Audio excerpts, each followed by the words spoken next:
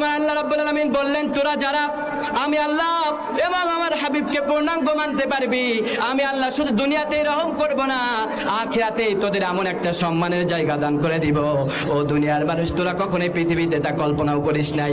আমরা বললাম, আল্লাহ সেটা কি? আমার আল্লাহ বললেন, শোনো, ওয়া মান ইউতি'ইল্লাহা ওয়ার রাসূলা ফাউলাইকা মা'আল্লাযীনা আন'আমা আল্লাহু আলাইহিম মিনান নাবিয়্যিন ওয়াস-সিদ্দীকিন ওয়াশ-শুহাদা'i ওয়াস-সালিহিন। আমার আল্লাহ বলেন, ওয়া মান ইউতি'ইল্লাহ, যারা আল্লাহকে মানবা, ওয়ার রাসূলা, আমার রাসূলকে যারা মানবা, ফাউলাইকা মা'আল্লাযীনা আন'আমা আল্লাহু আলাইহিম মিনান নাবিয়্যিন, শুধু দুনিয়াতেই তোমাদের উপরে আমি আল্লাহ রহম করব না, আখিরাতে আমার নবীর সাথেই তোমরা জান্নাতে থাকতে পারবা। নবীর সাথে আমরা জান্নাতে থাকতে চাই নাকি চাই না? কারা কারা চান দুই হাত তুলে আমার আল্লাহরে দেখাও। আল্লাহ আমাদেরকে কবুল করে, বলেন আমিন। হাত নামা। আমরা যেন আল্লাহর হাবিবের সাথে জান্নাতে যেতে পারি। যখনই নামাজ পড়বেন এই দোয়াটা করবেন কার কাছে? কথা কালকে বললেন, কার কাছে বলবো? তাহাজ্জুদের নামাজে দাঁড়িয়ে আল্লাহর কাছে বলেন, কবুল করবে কে?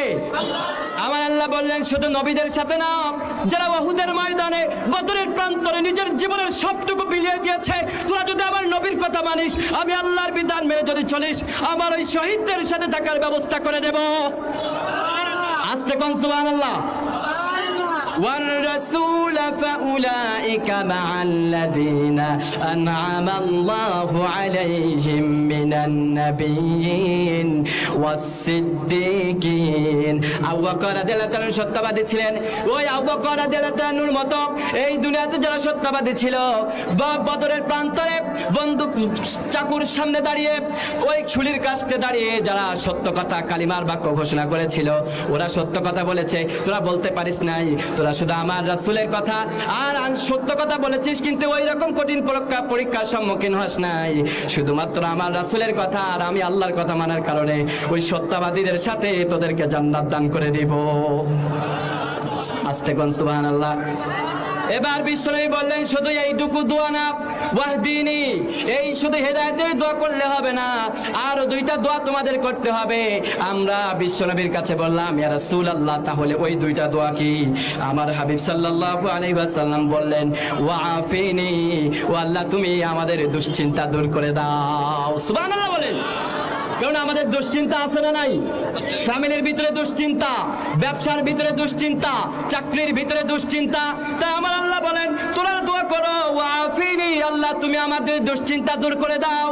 যখনই তোমরা এই দোয়াটা করবা, ইমানের সাথে যদি দোয়া করতে পারো, সাথে সাথে কবুল করে নেবে কে?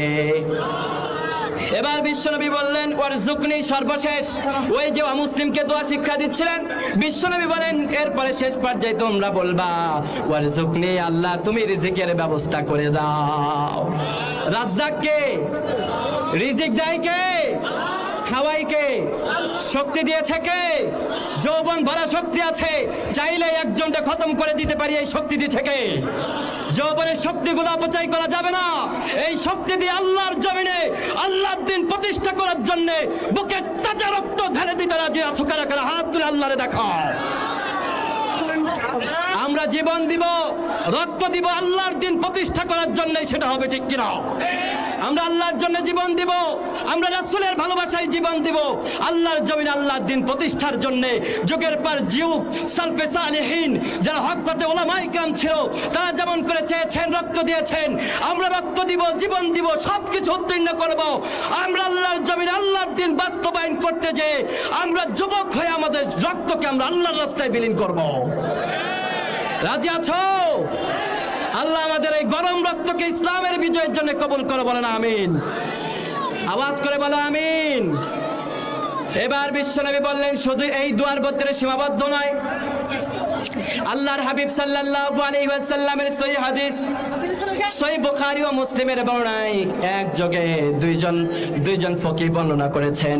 সহিহ বুখারী ও মুসলিমের বর্ণনায় একটি হাদিস এসেছে, বিশ্বনবী মুহাম্মদ সাল্লাল্লাহু আলাইহি ওয়াসাল্লাম সব সময় তিনি একটি দোয়া করতেন। ওই দোয়া আমাদেরও করার দরকার আছে না নাই?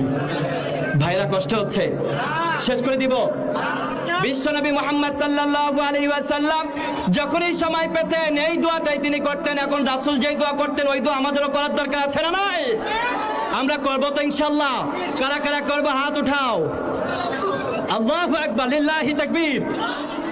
হাত নামাও। আমরা সবাই আদর্শের, রাসূলের আদর্শের সৈনিক হব, অন্য কোন নেতার, অন্য কোন নেত্রীর আদর্শের সৈনিক আমরা হব না। রাজি আছো স্লোগানের সাথে? আমাদের দেশে কিছু কিছু সময় এক এক আদর্শের সৈনিক তৈরি হয়। আমরা বলি মুসলিম যারা আল্লাহকে রব বলে স্বীকার করে নিয়েছে এরা এক আল্লাহর আদর্শের সৈনিক, এক রাসূলের আদর্শের সৈনিক ছাড়া আর কারো আদর্শের সৈনিক হবে না।